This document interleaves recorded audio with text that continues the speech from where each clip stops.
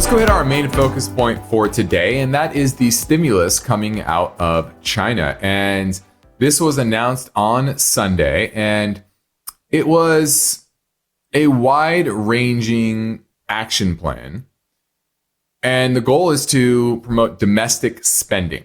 So nothing to do with manufacturing or anything like that, but all about the consumer and stimulating the consumer to go out there and buy. And they expanded their cash for clunkers. They have a program similar to that to trade in old cars and electronics and to buy new ones.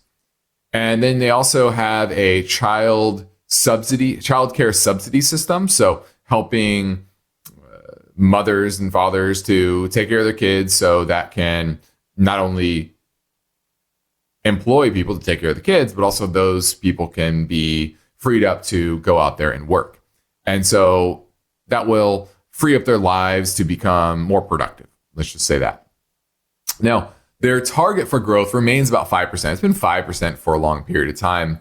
And really the only way to do that, especially in the midst of this trade war, is to boost consumption internally.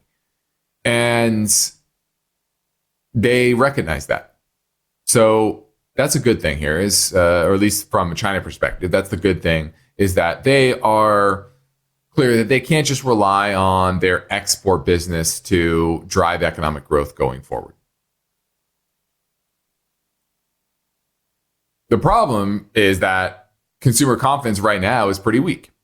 And that's for a couple of reasons. One, obviously the trade war and employment uncertainty surrounding that, as well as the property sector. It continues to be mired in a downturn, and it was a massive bubble that I think they're slowly trying to deflate without any major calamities like we had with 2008. I think this will be a very drawn out, multi-year, probably a decade plus endeavor to right-size the number of housing units in China and bring prices into a more affordable, reasonable place that is sustainable over the long term. That's in an economy, command and control economy like China, they can kind of do that.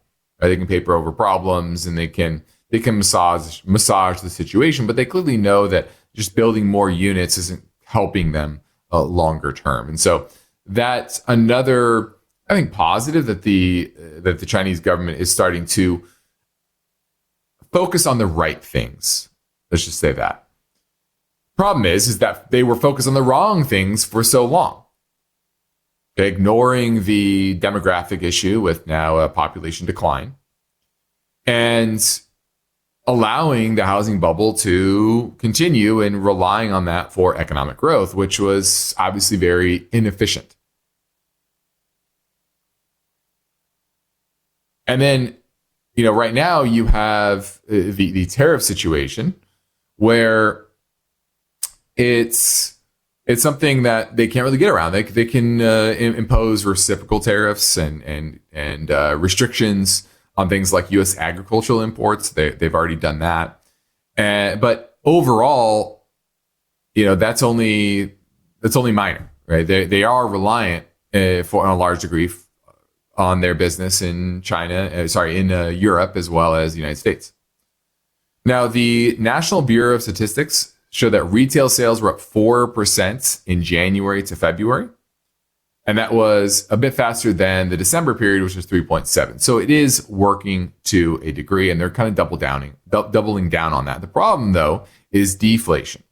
Right here, we have inflation. There, they have deflation. And that's because of overcapacity in the economy. Part of it's, once again, misallocation of capital, number one. And number two is the demographic part.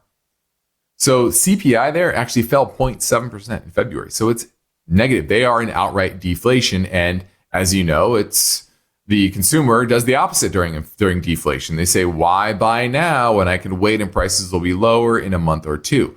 The opposite of what's happening now here. And that number, negative 0.7%, was the lowest they've seen in a year. So the industrial side, it's grown about 5.9% for the first 2 months of this year. So doing okay. But the consumer side needs to pick it up, and that's what they are going for. So once again, the good news is near term, they're focusing on the right things. They're starting to wake up and manage their economy a bit better. But that doesn't paper over the excesses and over indebtedness and structural issues that the Chinese economy has over the longer term. So could the rally in the stock market continue over the medium term? Yes, but I think longer term, there's still issues that they have to deal with that make equity returns in China much more difficult, especially with Trump in the White House.